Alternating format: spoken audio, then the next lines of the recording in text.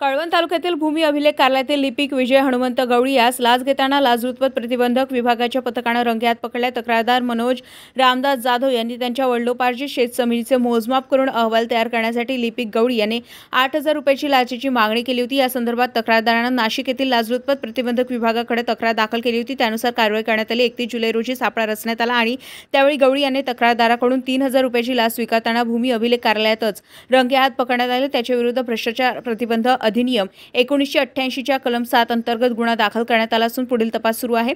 या घटनेमुळे कळवण तालुक्यातील नागरिकांतून प्रशासनाकडून अशा भ्रष्ट कारभारावर अखेर कारवाई होत असल्याची सकारात्मक प्रतिक्रिया उमटत आहे।